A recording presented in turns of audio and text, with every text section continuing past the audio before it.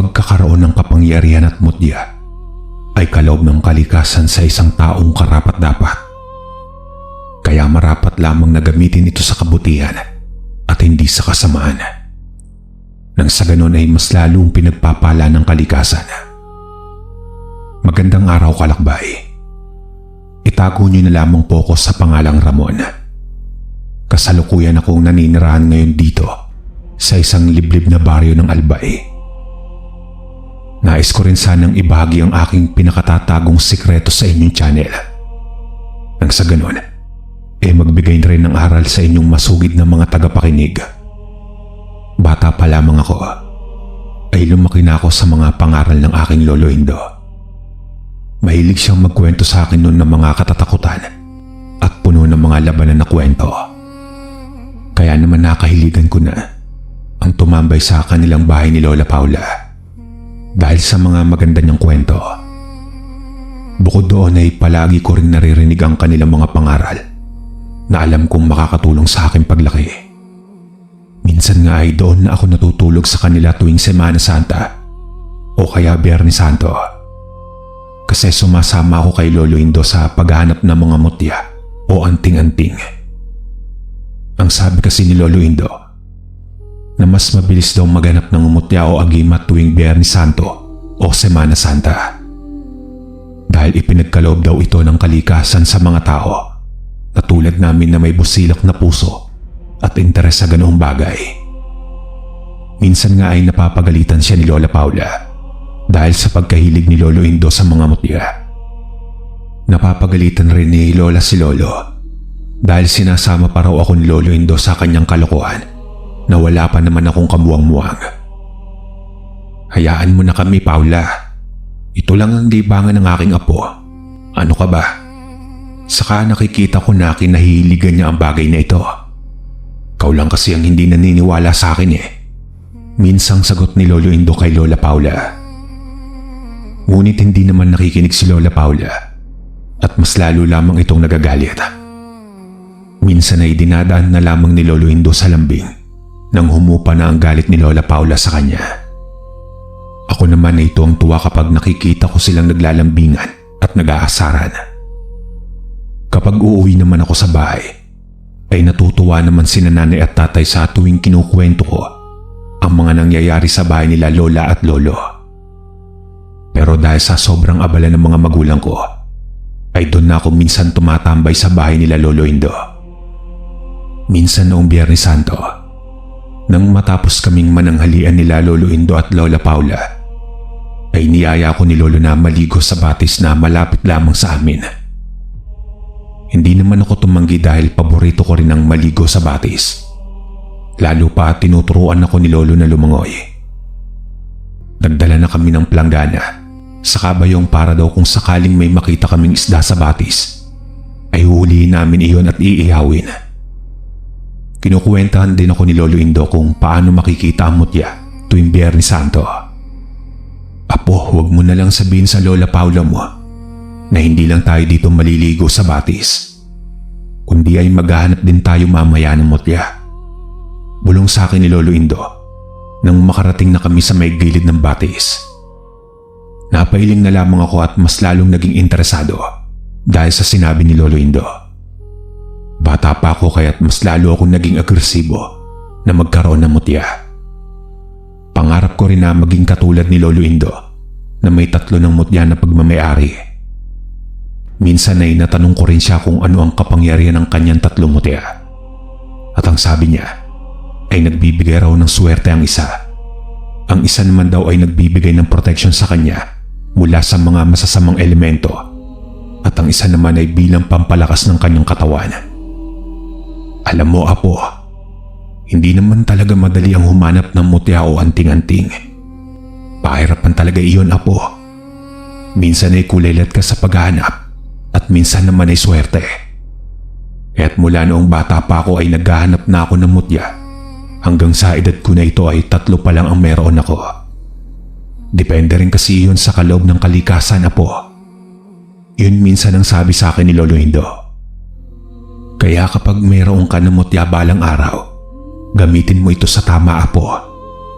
Huwag mong mong abusuhin ang kapangyarihan na binibigay nito sa iyo. Pangalagaan mo ang iyong mutya dahil kung hahayaan mo ito at gagamitin sa kasamaan, may matinding kapalit o kaya kusa itong maglalaho at hindi ka nabibigyan ng proteksyon. Tumangutang mo naman ako kay Lolo Indo habang naliligo kami sa batis. Lahat ng mga sinabi niya ay ipinasok ko sa aking isipan at paulit-ulit iyong inaalala sa tuwing matutulog o magigising ako tuwing umaga. Noong naliligo kami sa batis, ay wala namang kami nung nakita ni Lolo Indo na mutya.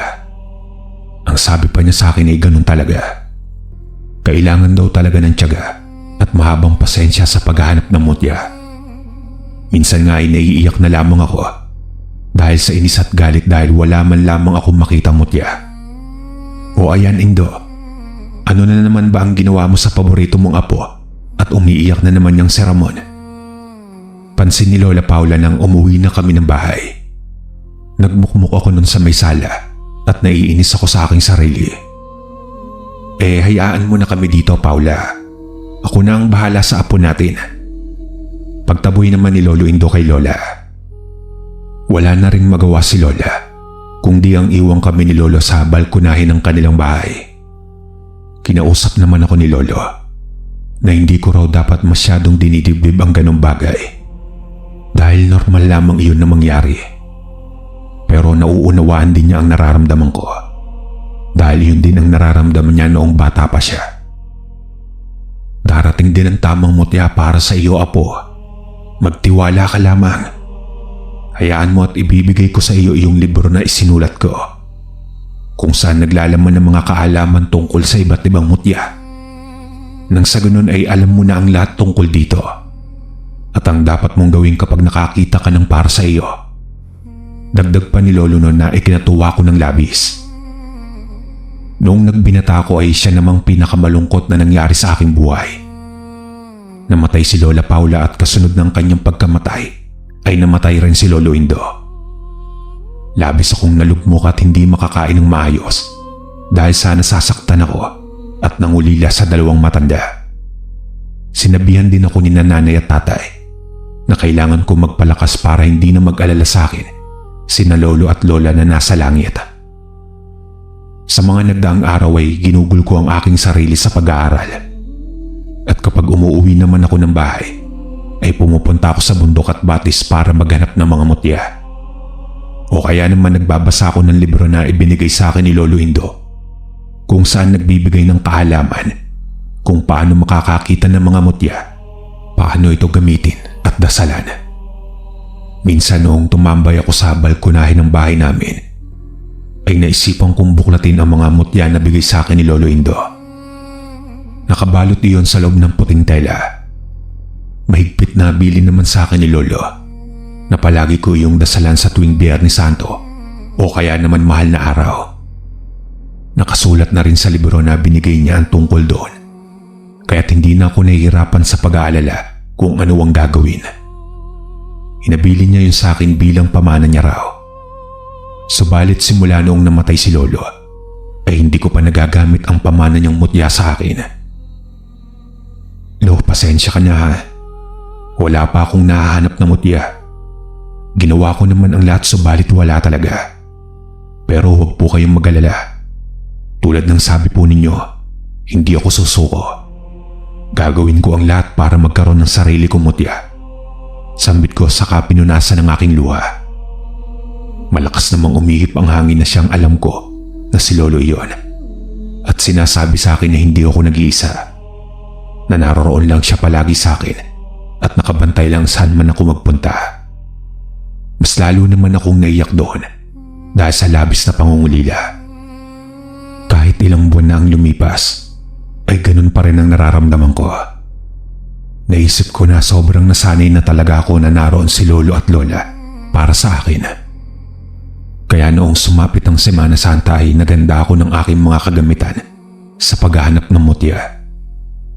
Sinabihan pa ako ni nanay at tatay na itigil na ang kahibangan ko sa mga ganoong bagay dahil wala naman akong mapapala at baka mapahamak lang din ako. Subalit hindi ako nakinig sa kanila. Sinabi ko sa kanilang dalawa na iyon na lamang ang alaala na pinangahawakan ko kay Lolo Indo. Isa pa ay nangako ako sa matanda na balang araw magkakaroon ako ng mutya at ipagtatanggol ko ang mga nangangailangan ng tulong. Lalo pa at talamak ang mga aswang noon sa aming baryo. Kaya gustong gusto ko nung magkaroon ng pinakamalakas na mutya para panlaban sa mga aswang. Bandang hapon na ako nang pumunta ako ng bundok para maghanap ng mutya. Natigilan ako dahil may natanaw akong isang binata sa unahan. Si Mario, ang isa sa mga kabarangay ko na mayabang at kwela. Napahinga ako ng maluwag habang nilalakad ang daan patungo sa lalaki. Wala na akong ibang madadaanan dahil ang kinaroroonan niya ay ang daanan mismo paakyat ng bundok. Noong makita ko ni Mario, ay hindi niya ako pinansin. Sa halip ay hinayaan niya lamang akong dumaan sa kanyang harapan. Nagtaka pa ako noong una dahil palagi niyang inaaway ang mga nakakasalubong niya. Minsan din ay nasampulan niya ako ng pagiging pasaway niya. Kaya nakapagtataka ng mga sandaling iyon na hinayaan niya lamang ako at nagpatuloy niya sa paglalakad pababa ng bundok. Napagtanto ko ng mga sandaling iyon na dahil sa mutya na bigay sa akin ni Lolo Indo ay hindi ako sinaktan ni Mario. Dahil doon ay mas lalo akong naging porsigido sa paghahanap ng iba pang mutya. Naghanap ako sa pinakapusod ng bundok at halos naririnig ko na ang mga kuliglig sa paligid dahil naabutan ako ng dilim sa paghahanap. Sinabi ko naman sa aking sarili na kapag wala akong makita na mutya ay uuwi na ako sa bahay. Kaso noong pauwi na ako at sa kasalukuyang nasa gitna ng kagubatan ay bigla na lamang akong may nakitang kumikinang na bagay. Nasa daan ito at nakabaon sa lupa. Dali-dali ko itong pinuntahan sa kapinulot. Labis ang tuwa ko nang mapagtanto na isa iyong mutya. Kung hindi ako nagkakamali, ang ganong klase ng bato ay pwedeng gawing isang infinito de Diyos base sa libro na binigay sa akin ni Lolo. Kaya't noong makauwi ako sa bahay, ay labis ang aking tuwa at ibinalita ko ito sa aking mga magulang. Ngunit hindi sila naniniwala at sinabi na lamang nilang itago ko iyon. Wala akong kibo na kumain ng hapunan at tumungo sa aking silid. Pagdating ko sa loob ng aking silid, ay agad ko namang kinuha ang aklat ni Lolo at dinasalan ng Latin ang bato na kanina ay kumikinang. Subalit ng mga oras na iyon ay isa na lamang iyong parang normal na bato. Kaso may kakaiba itong hugis at disenyo na talagang masasabi kong kakaiba ito sa lahat ng mga bato na makikita sa daan. Habang sa aking pagdarasal noon, ay may naramdaman akong kakaibang enerhiya na nagmula sa bato. Kaya naman ipinagpatuloy ko ang aking pagdarasal hanggang sa matapos ko iyon. Kinabukasan ay agad ko iyong ginawang kwintas para maisuot ko palagi sa aking leeg. Ngunit itinatago ko iyon sa ilalim ng aking damit upang hindi makita ng kung sino man na magkaroon ng interes roon.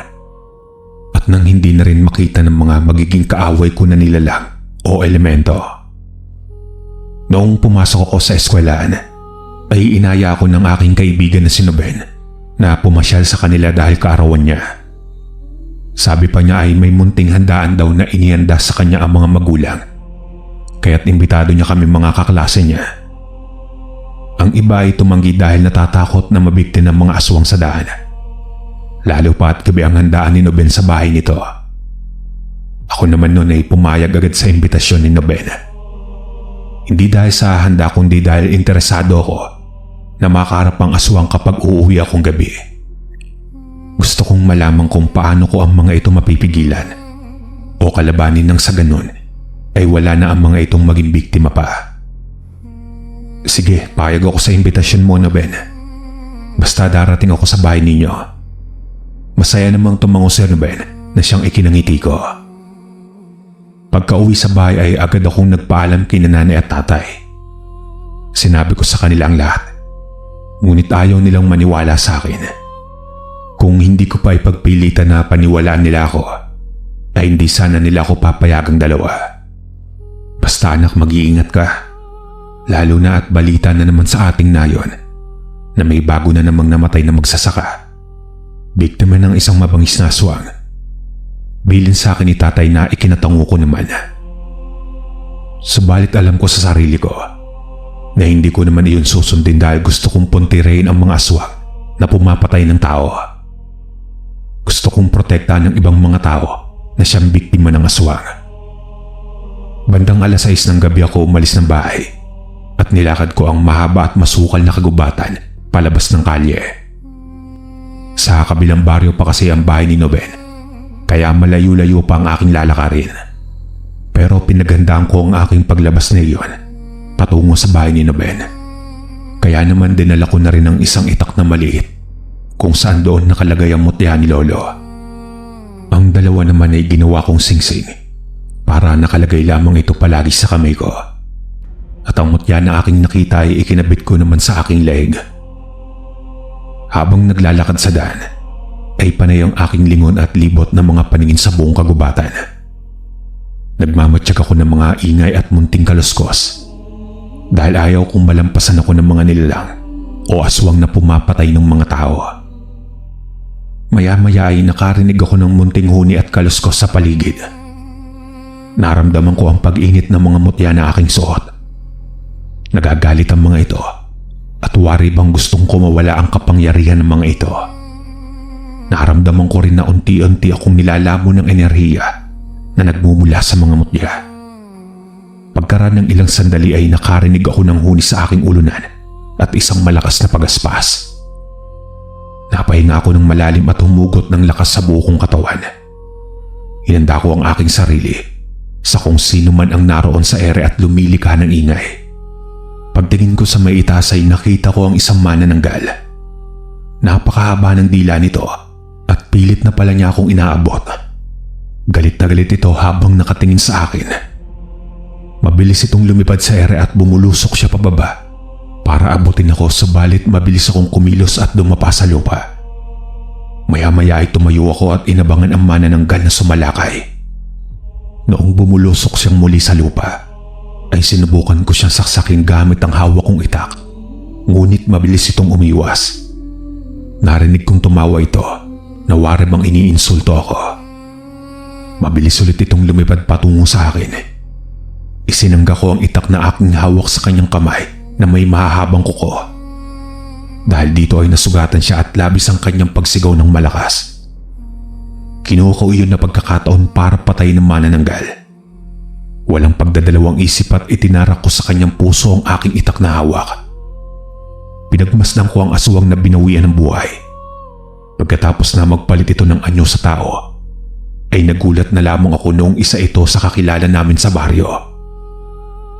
Hindi ko akalain noon na isa palang aswang ang isang matanda na iginagalang ng mga tao sa aming baryo. Napatingin naman ako sa mutya ni Lolo na ipinamana sa akin na nakabaon sa itak. Mutya ito ng bulalakaw. Napatingin naman ako sa aking kamay kung nasaan naroon ang dalawang mutya ng apoy at tubig at ang kwintas ay ang Infinito de Diyos. Naramdaman ko na mas lalong lumakas ang aking pakiramdam at ang aking katawan dahil sa mga mutya. Tinignan ko ang aswang na wala ng buhay. Iniwan ko ito at nagpatuloy na sa aking paglalakad patungo sa bahay ni Noben. Pagkarating ko sa kanilang bahay ay naroon ng iba naming kaklase pero kaunti lang. Sinalubong din naman kagad ako ni Noben at pinatuloy sa kanilang bahay. Nagulat pa siya dahil may dala kong itak na nasa aking likuran. Wala yan, Noben. Protection lang yan sa mga masasamang elemento na makakasalubong ko sa daan. Alam mo naman na maraming mga masasama ang loob sa panahon ngayon. Hindi na natin alam ang mangyayari. Kaya mas mabuti na ang handa, sagot ko sa kanya. Napatango naman si Noben at ngumiti sa akin. Inabutan niya ako ng plato saka pinatuloy sa kanilang kusina para kumain. Pinakilala pa niya ako sa kanyang mga magulang. Habang kumakain ay hindi ko maiwasan ang mapatingin sa mga taong naroroon. Bago naman ako sumubo ay inamoy ko muna ang pagkain at pinigyan ito ng kalamansi para masigurado na walang kakaiba sa pagkain. Para maiwasan na rin ang pagyayanggaw ng aswang kung mayroon man sa bahay ni Noben. Pero napatunayan ko na normal lamang silang tao at hindi mga aswang. Noong matapos na akong kumain ay pinili ko munang tumambay sa bahay ni Noben. Pero panay ang tingin ko sa labas para tingnan kung may masamang mga elemento na gumagala. Nang masigurado kong ligtas naman sila Noben at ang ilang mga bisita pa na naroon, ay nagpaalam na rin ako sa kanya. Pinasalamatan pa ako ni Noben dahil nakapunta ako sa bahay nila. Sinubukan niya pa akong yayain na doon na lang ako sa kanilang bahay magpalipas ng gabi, pero agad din naman akong tumanggi. Kinakailangan ko ring umuwi para hindi mag-alala sina nanay at tatay. Noong nasa kalagitnaan na ako ng paglalakad, nang makarinig ako ng isang sigaw sa hindi kalayuan. Mabilis akong tumungo sa direksyon na pinanggagalingan ng sigaw. Matinis ang sigaw ng babae at humihingi ito ng tulong. Hinugot ko ang aking itak sa aking likuran at saka inanda ang aking sarili para sa isang madugo na namang labanan. Pagkarating ko sa lugar na pinanggagalingan ng sigaw, ay napahinto ako nang makita ang isang babae na hubot-hubad. Nakangisi ito na nakatingin sa akin habang naglalaway. Makintabang kanyang katawan na animoy pinaliguan siya ng langis. Mahaba ang kanyang dila at matutulis ang mga kuko sa kanyang kamay. Sumilay ang matutulis niyang mga ngipin noong sumigaw siyang muli. Nalinlang ako ng aswang dahil akala ko ay humihingi siya ng tulong. Pero iyon din ang pagkakamali niya dahil hindi ako isang normal na tao lang. Mukhang namali ka yata na mabibiktima mo ngayong gabi. Sambit ko sabay ngisi. Napatigil ang babaeng aswang at naguguluhang tumingin sa akin. Pagkakita niya sa aking itak at mga singsing sa kamay, ay nabahira ng takot ang kanyang mukha. Unti-unti siyang umatras papalayo sa akin. Tatakbo na sana siya papalayo, pero mabilis kong nahawakan ng mahaba niyang buhok. Itinapong ko siya ng malakas sa mga kawayan. Narinig ko ang tili niya na puno ng galit at bigati. Humanda akong muli sa kanyang pagsugod. Lumipad ang aswang sa ere at mabilis niya akong tinangay gamit ang kanyang mga kamay. Ang buhok niyang mahaba ang nagsisilbing pakpak at nagpapalipad sa kanya. Nagpumiglas ako mula sa kanyang pagkakahila sa aking balikat. Pero kahit anong gawin kong pagpupumiglas, ay hindi niya ako binibitawan. Hinawakan ko ng mabuti ang aking itak at mabilis ko yung itinarak sa tiyan ng aswang. Dahil doon ay nabitawan niya ako at bumulusok ako sa lupa. Pero dahil sa tulong ng mutya, ay nakatayo akong bumagsak sa lupa. Hinintay ko ang aswang na bumagsak pero nakita kong lumilipad na siya papalayo sa aking kinaroroonan. Sinubukan ko siyang habulin pero naglaho na lamang siya bigla sa dilim. Ang narinig ko na lamang ng mga sandaling yon ay ang huni ng isang uwak. Hindi ko na sinubukang habulin ng aswang. Kampante ako na natuluyan ko siya dahil sa natamo niyang sugat. Kaya nagdesisyon na akong umuwi ng gabing yon. Pagkarating ko sa bahay ay naabutan ko si nanay at tatay na nagbabasa ng aklat at nakikinig sa radyo. Maaga pa naman kasi akong nakauwi sa bahay. Kaya naman naabutan ko pa sila nanay at tatay na gising. Nagulat naman sila noong sumulpot ako bigla sa kanilang harapan. Tinanong pa ako ni tatay kung tapos na raw ba ang handaan ni Noben. Sinagot ko naman sila ni nanay. Sinabi ko rin sa kanila na nakapatay ako ng 2 aswang. Napasingap si nanay sa kanyang narinig. Si tatay naman ay agad akong binatukan. Nanlaki ang kanilang mga mata na nakatingin sa akin. Huwag kang magbiro ng ganyan sa nanay mo. Suway pa sa akin ni tatay. Pero kibit balikat na lamang ako na pumasok sa aking silid. Makaranang isang araw, ay nabalitaan namin na may 2 patay na natagpuan sa kagubatan. Isang matandang babae at isang ginang. Pareho itong may sugat ng isang itak. Napatingin si nanay at tatay sa akin nang marinig nila ang balita sa bayan. Kinagabihan ay kinausap nila akong 2 kung totoo ang sinasabi ko na ako ang pumatay sa 2 aswang. Tumango lamang ako kay nanay at tatay bilang sagot. Hindi na rin sila nagtanong at pinaalalahanan na lamang nila ako na mag-ingat kahit na raw may mutya ako na bigay ni Lolo Indo. Pagkatapos kong kumain ay pumasok na ako sa aking silid. Inayos ko ang aking mga singsing at itak. Inilagay ko ang mga yun sa ibabaw ng mesa. Kinuha ko ang maliit na aklat kung saan naroon ang mga dasal para sa mutya. Dinasalan ko ang mga iyong kasama ang aking Espiritu de Diyos. Nang patapos na ako ay bigla na lamang akong nakarinig ng isang iyak ng sanggol sa hindi kalayuan. Nagulat na lamang ako na kahit nasa malayo na ay nakakarinig ako ng ingay. Napatingin ako sa aking Espiritu de Diyos at naglalabas yun ng init na siyang nakakapasok sa balat. Mabilis kong sinuot ang aking dalawang singsing at isinabit sa aking likuran ng itak. Mabilis akong nagsuot ng salukot at saka sapatos. Lumabas ako ng bahay. Mabuti na lamang at nasa silid na sina nanay at tatay, kaya hindi nila ako nakita na lumabas ng bahay. Sinundan ko ang pinanggagalingan ng iyak ng isang bata at hindi ko napansin na nakarating na ako sa kabilang baryo. Hinugot ko ang itak na nasa aking likuran at tumigpit ang pagkakahawak ko sa puluhan. Pinakinggan kong mabuti ang buong paligid at narinig ko ang munting huni ng isang tiktik. Napatingin ako sa bubungan ng isang bahay sa hindi kalayuan at kitang-kita ko ang aswang. Pinipilit nitong wasakin ang bubungan gamit ang kanyang mga kuko. Napakahaba ng dila nito habang sumisilip sa loob ng bahay. Mabilis akong tumakbo papunta sa bakuran ng bahay at tinawag ko ang pansin nito. Rinig na rinig ko ang iyak ng sanggol sa loob na wari bang nahihirapan itong huminga. Pumulot ako ng isang maliit na bato at hinagis ko ito sa tiktik. Bumaling ito sa akin habang nanlilisik ang mga mata. Galit na galit itong lumukso sa lupa at parang isang butaki kung gumapang siya sa lupa patungo sa akin. Agad akong umiwas sa atake niya na hindi ko akalain na mabilis pala siya. Gumawa siya ng isang matinis na ingay na masakit sa tenga. Pero hindi ako tinablan. Sa halip na matakot ako sa kanya ay tumakbo ako sa direksyon namin at hinampas siya ng hawak kong itak. Ngunit mabilis din ang naging kilos ng tiktik at umakyat ito sa isang puno ng santol. Maya-maya ay kusang kumilos ang aking kamay at paa. Nawari bang may sariling buhay ang mga ito. Pagkaraan ng ilang sandali ay nakarinig ako ng munting bulong sa aking isipan. Isang mahinang bulong na tanging ako lamang ang nakakarinig. Boses lalaki ito, mukhang nasa malalim na hukay galing. Napatingin ako sa tiktik na aswang nang sunggaban ako nito.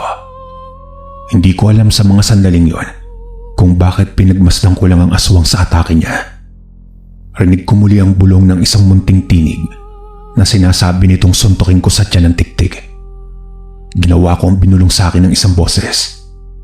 Natamaan ko nga ang tiktik na suntok sa kanyang tiyan. Sumadsad sa lupa ang tiktik na mas lalong ikinagalit niya. Walang hiya ka. Isa ka lamang mahinang nilalang. Ano ang akala mo? Matatalo mo ako dahil sa mga mutya mo. Galit na wika nito sa akin. Hindi ko akalain na lalaki ka pala. Bukod sa ang baho mo, ang pangit mo pa. Sagot ko naman na mas ikinagigil niya ng gusto. Ang sakit mong magsalitang nilalang. Papatayin kita. Sinunggaban akong muli ng tiktik, pero agad akong umiwas nang bumulong sa akin muli ang munting boses. Kung ano ang sinasabi nito ay sinusunod ko. Nagpakawala ako ng sunod-sunod na suntok at sipa. Sinamahan ko pa ng paghampas ng hawak kong itak. Natamaan ng aswang sa kanyang balikat na siyang pagsigaw nito ng malakas. Sa halip na sumuko ang tiktik, ay galit na galit nitong tinakbo ang pagitan naming dalawa. Natumba ako sa lupa dahil sa pagtulak sa akin ng tiktik. Agad niya akong sinakyan at pinatikim ng dalawa niyang suntok sa aking mukha.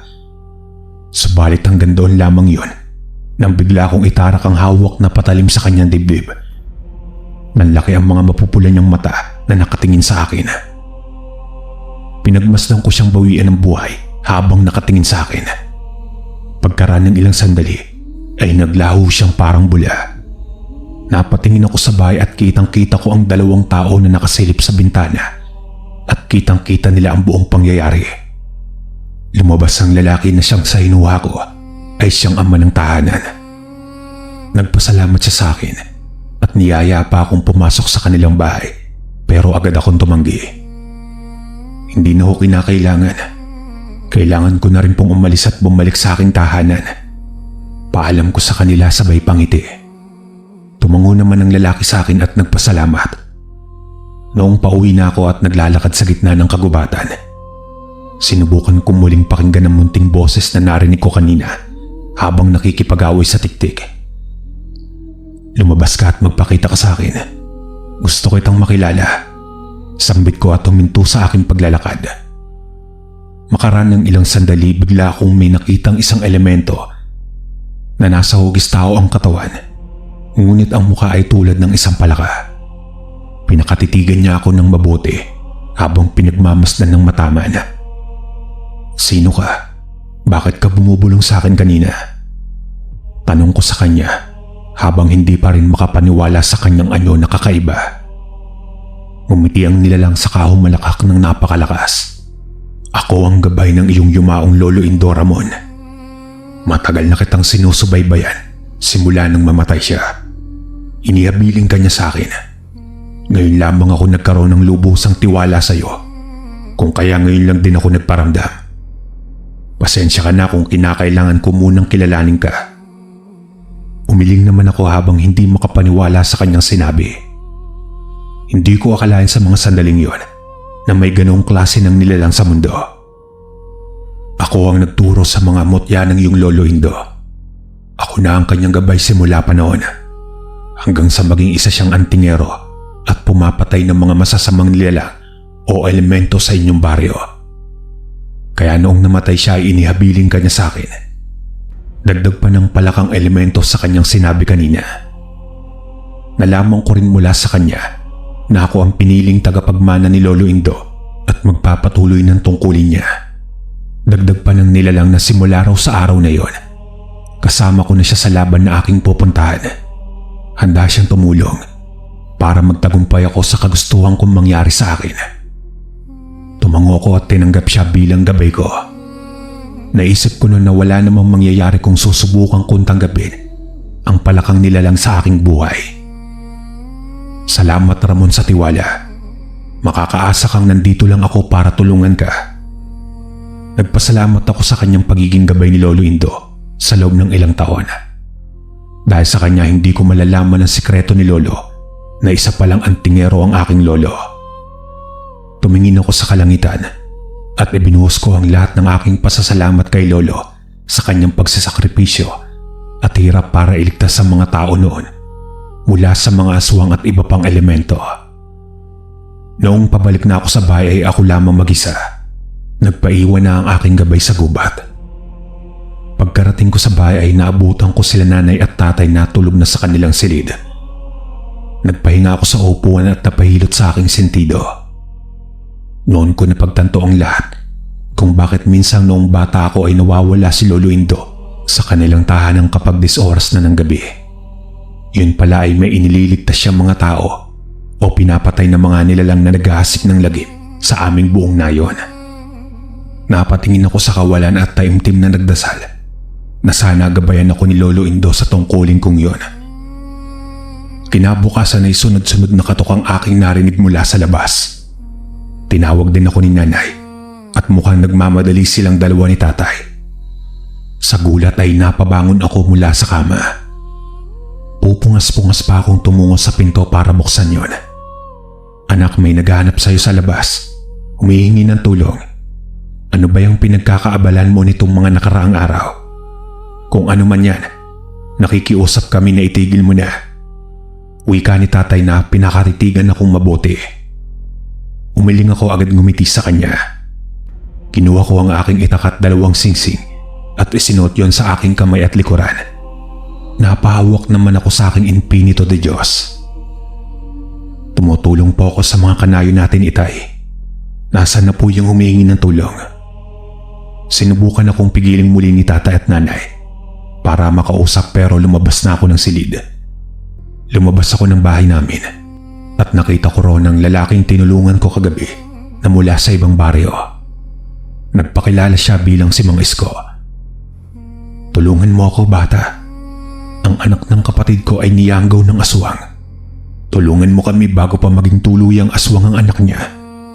Pagsusama mo ni Mang Isko sa akin. Napatingin ako kina nanay at tatay ng mga sandaling yon. Puno ng pag-aalala ang kanilang mga matang nakatingin sa akin Ngumiti naman ako sa kanila saka mabilis silang niyakap ng mahigpit. Ilang sandali pa noon ay may bumulong sa aking isipan. Ang gabay ng mga mutya na aking pagmamayari. Tumingin ako kay Mang Isko at sinabi sa kanya ang sinabi sa akin ng gabay.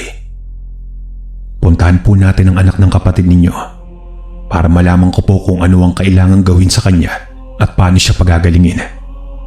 Tumango sa akin si Mang Isko at hinintay akong lumapit sa kanya. Lumingon muna ako kay nanay at tatay bago ako nagpaalam sa kanila ng mga sandaling yon. Hindi naman nila ako napigilan dahil alam nila na hindi ako magdadalawang isip na tulungan ng humingi sa akin ng tulong. Lalo pa at may kakayahan naman akong tumulong. Naging mahaba ang biyahe namin ni Mang Isko. Nakarating kami sa kabilang bayan ng Albay, sa isang liblib na baryo. Ilang metro pa ang nilakad namin ni Mang Isko bago kami nakarating doon. Kaunti lamang ang bahay sa baryo na yon at malayo pa sa isa't isa. Hindi rin abot ang kuryente kaya tanging gasera lamang ang nagsisilbing ilaw sa kanilang tahanan. Pagkarating namin sa bahay ng kapatid ni Mang Isko, ay sumalubong sa akin ang ina ng nayahanggaw ng aswang. Isinama nila ako sa likuran ng kanilang bahay at nakita ko ang isang binatang lalaki na halos kaedad ko na rin na nakatali ang kamay at paa. Nakakadena pa ang kanyang mga paa at leg. Naglalaway ang lalaki at nanlilisik ang mga matang nakatingin sa amin. Nagpumilit itong makawala para makalapit sa amin. Mabuti na lamang at may kadena ito, kung kaya hindi kagad makawala mula sa pagkakagapos. Gabay, ano ang maaari natin gawin sa kanya? Bulong ko sa kasama kong elemento. Walang ibang gagawin kundi puntahan ang aswang na nanghawa sa kanya. Yun lamang ang tanging paraan, Ramon. Tumango ako sa sinabi ng gabay. Bumalik ako kay Mang Isko at sinabi sa kanila na kailangan kong hanapin ang aswang na may gawa nun sa lalaki. Sasamahan pa sana ako nun ni Mang Isko na hanapin ang aswang, pero marin akong tumanggi. Ayaw ko rin siya mapahamak sa mga sandaling yon at madagdagan ng aking isipin. Tumambay ako sa isang bahay kubo na naroon.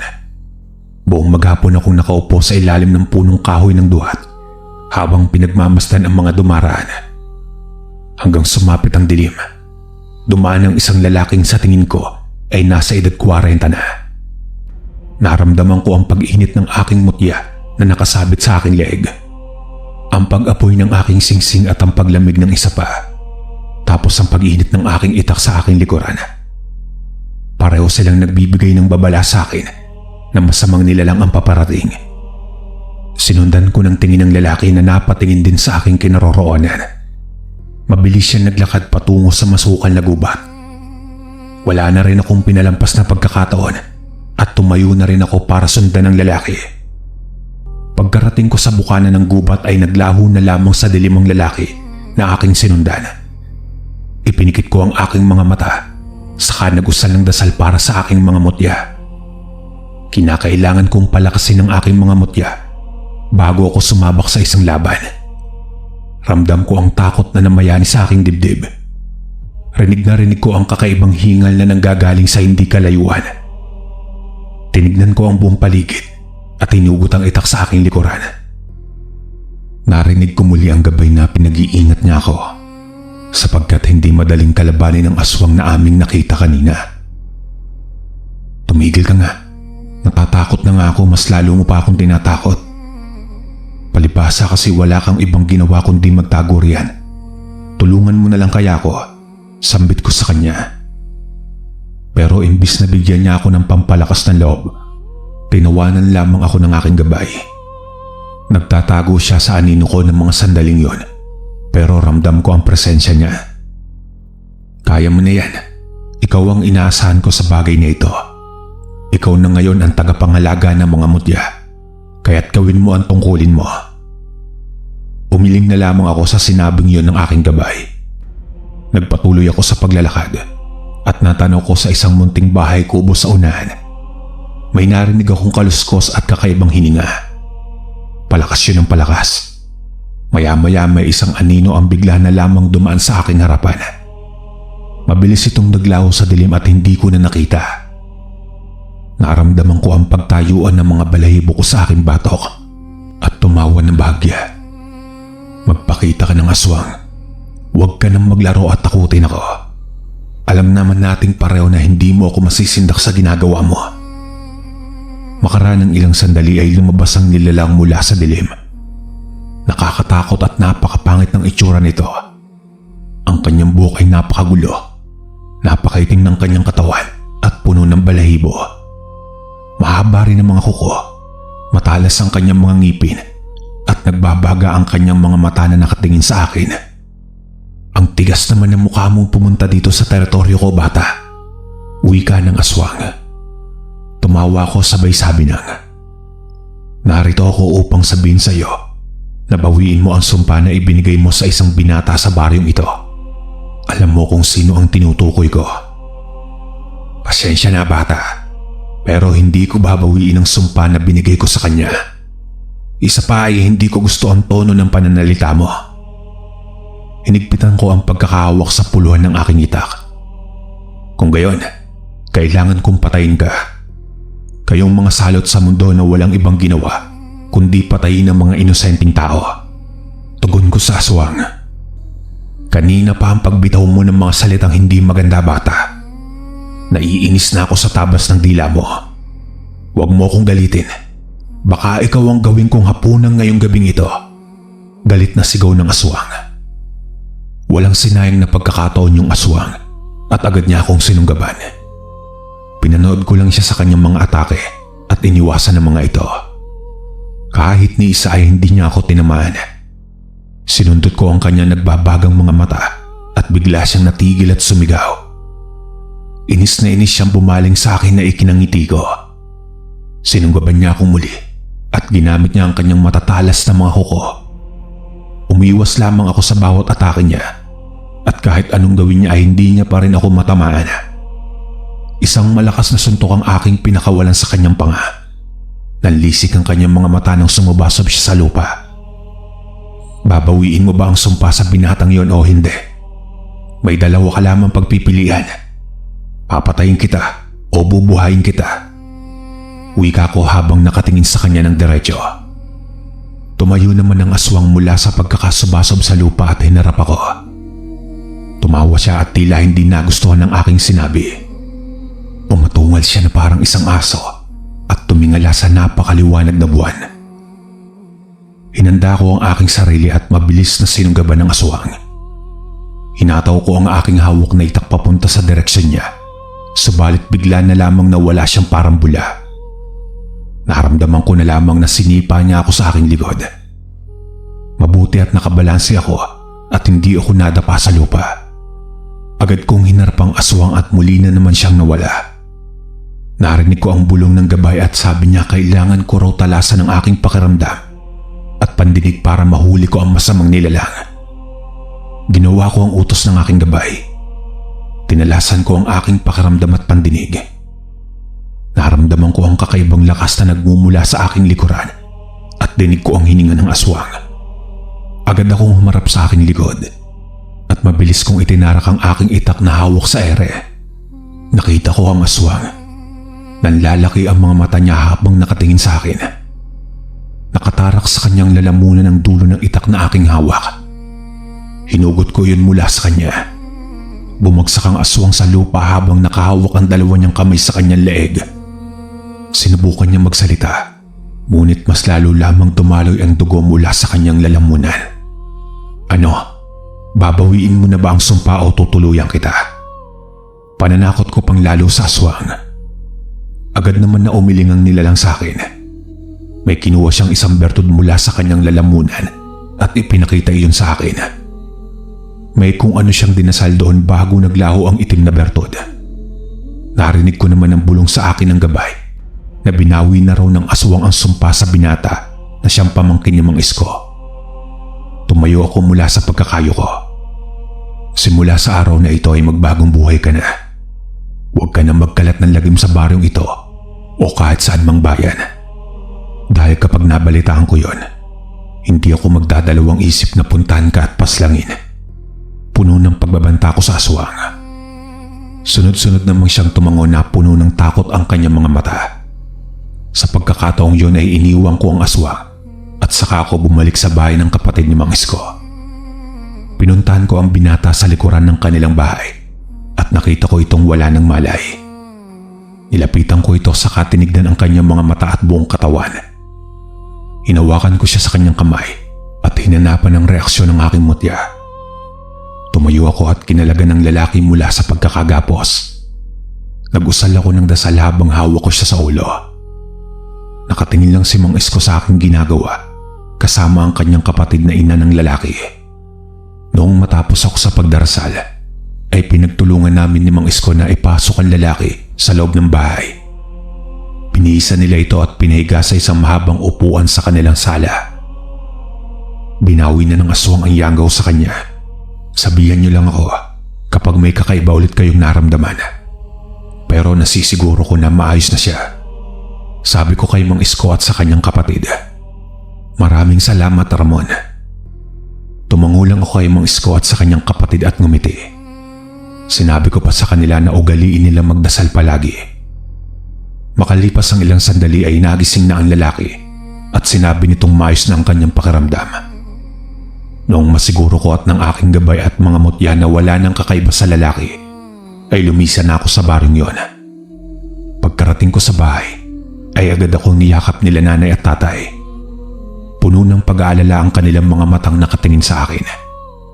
Pero sinabi ko sa kanilang ayos lang ako at wala silang dapat na ipag-alala. Basta anak, mag-iingat ka. Ayaw ka naming mawala. Kung ang nagpapaligaya sa iyo ay ang makatulong sa kapwa, hindi ka na namin pipigilan. Pero sana ay mag-iingat ka lagi. Bilin sa akin ni tatay na ikinatango ko. Opo, itay. Huwag po kayong mag-alala ni nanay. Baon ko po ang mga aral ni Lolo Indo sa akin. At alam kong hinding-hindi niya ako pababayaan. Maigpit nila akong niyakap na dalawa ng mga sandaling yon. Simula nun kalakbay ay naging isang ganap na akong albularyo sa aming lugar. Palagi nang may humiling sa akin ng tulong kapag may nabiktima ng mga aswang o ng iba pang elemento. Sa tulong ng aklat na iniwan sa akin ni Lolo Indo, nalaman ko kung paano ang manggamot at ang paslangin ng ibang masasamang nilalang sa mundo. Dahil din sa tulong ng mutya at ng aking gabay, ay walang nangyari sa aking masama at sa aking pamilya. May mga pagkakataon na nalalagay sa panganib ang aking buhay. Subalit nalalampasan ko yon sa malakas na pananampalataya ko sa Panginoon. Kahit na marami akong mutya, hindi ko pa rin nakakalimutan ang pagmamahal sa Diyos na siyang makapangyarihan sa lahat. Dahil alam ko na siya lamang ang tanging nakakaalam sa mundong ito. Hanggang dito na lamang po ang aking kwento, mga kalakbay. Maraming salamat.